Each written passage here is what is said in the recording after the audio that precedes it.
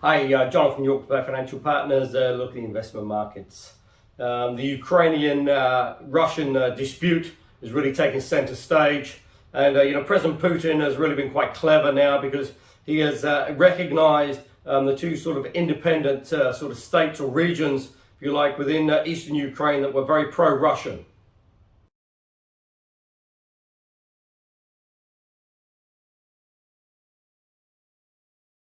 Now, by recognizing those as independent states, this has allowed him now to move troops in there, apparently on a peacekeeping mission to keep that the sort of population safe.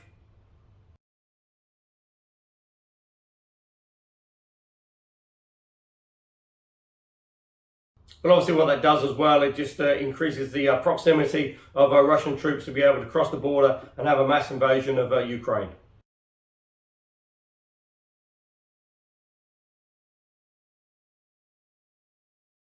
Now, while the Russians and Putin claim that is not their aim, obviously, the West is very sort of skeptical and very nervous.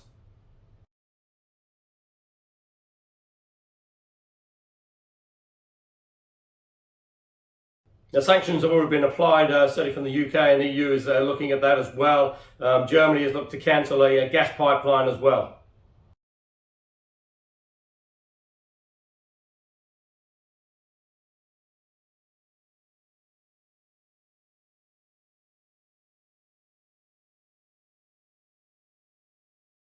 So that certainly made equities a little bit nervous. The US market's down around 500 points this morning.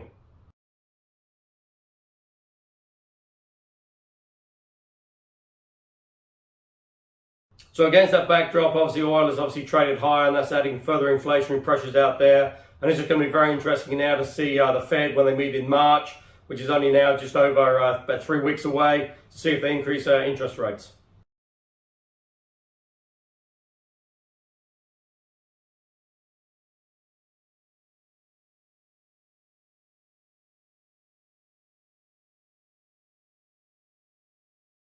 Because certainly there's a feeling that really the central banks, if they're not careful, are going to get very much behind the curve, and inflation is going to be sort of runaway.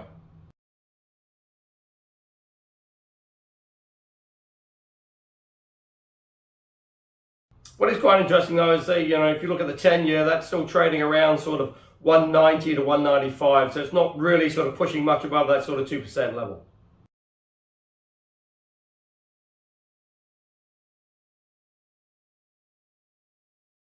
And certainly, on the face of it, after the recent earnings reporting season, the US economy still looks in pretty reasonable shape.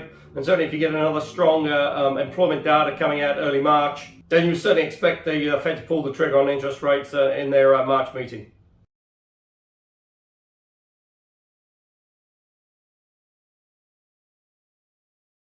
And certainly, once you see the first sort of rate hike, it's just going to be very interesting to see the sort of pace of change going forward. Looking at it, Fed funds rate probably looking at maybe sort of 1.5%, 2% by year end.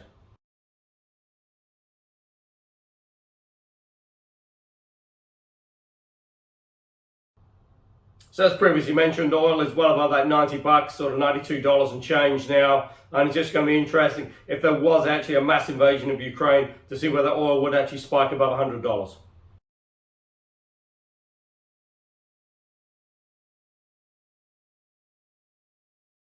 Because certainly all the time it trades above sort of $90, that adds inflationary pressure to the global economy. But as stated as well, there is still excess supply out there that could be sort of turned on, and that would certainly help bring down the price.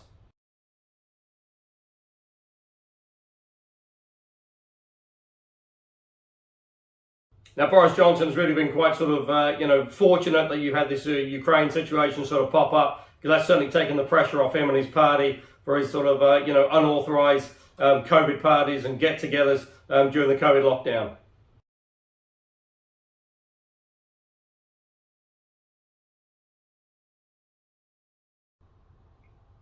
So the UK has announced immediate sanctions on some Russian banks and some Russian sort of corporations. It's just going to be interesting to see how much pressure that actually applies to the situation.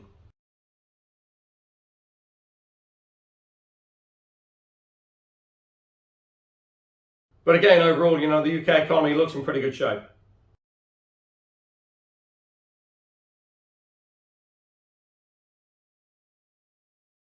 And Europe is a slightly different situation because you say you still got the ECB engaged in quantitative easing, but obviously you've still got inflationary pressures coming through. And now this Ukraine-Russian situation adds a further sort of spanner in the works, really.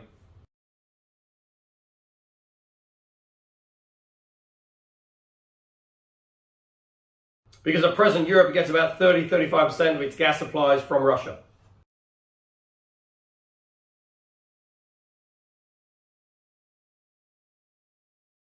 Big news in Australia as they opened up the international borders this week. And while it's not going to be a massive sort of boost to the economy initially, gradually it will sort of help the economy push on and push forward.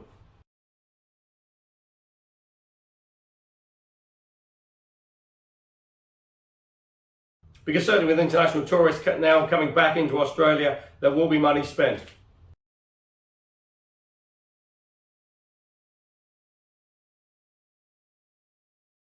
And that will also be good for the Australian economy.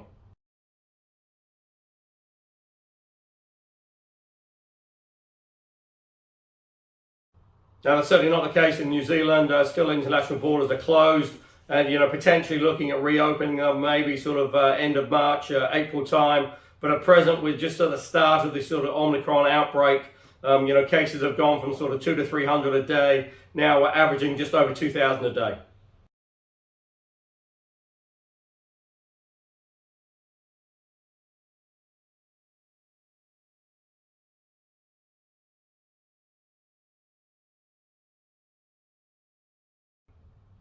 And with that set to peak probably sort of mid-March, end of March, we're certainly a long way off sort of opening up the borders yet.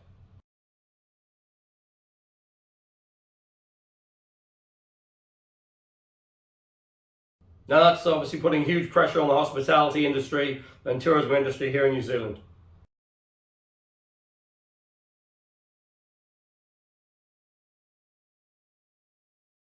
Now you add that and the government under severe pressure as well, given the protest in Parliament at present on the anti sort of mandate.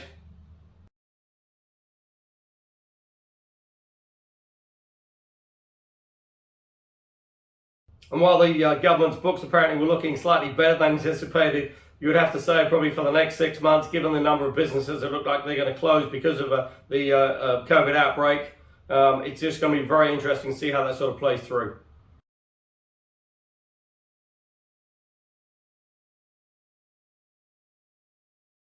Because certainly you would expect the tax take will be down.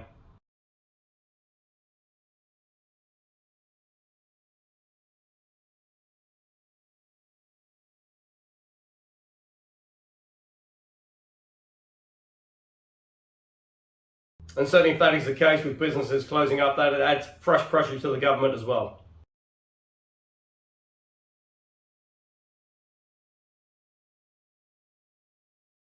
Because again, if you look at what's happened sort of globally out there, with New Zealand now, 90% double vaccinated. Okay, boosters aren't quite that high. They're running about sort of 60, 65. But if you get those levels up, a lot of people are turning around and saying, well, look, why can't they open up the borders?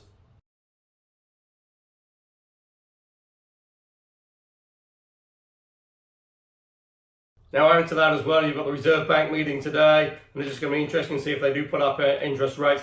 Most expecting the OCR will now go up to 1%, so another 0.25 increase, although there are some economists out there calling for a 50 basis point increase.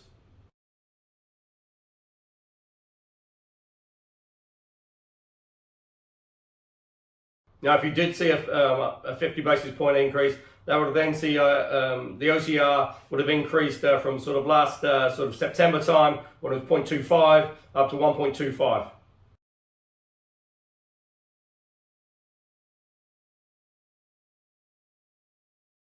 Obviously, the knock-on effect on that for mortgage rates and the housing market could be quite severe.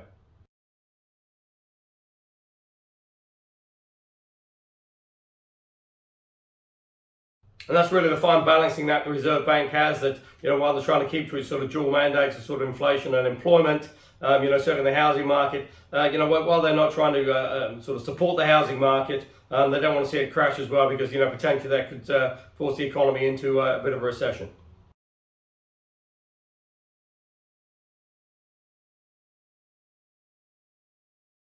Indeed, some economists and analysts are expecting the OCR to be at least 2% or possibly 2.5%, 3% by year end.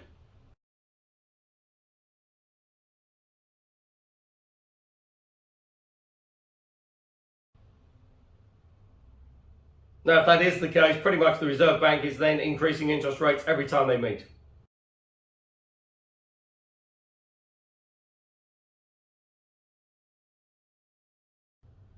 And if you did have an OCR at 3% by year end, then where would that put mortgage rates?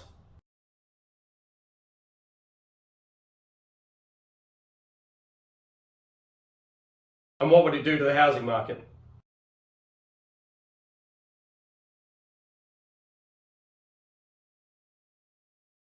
So if you are looking for income options out there, it's still a pretty tough environment.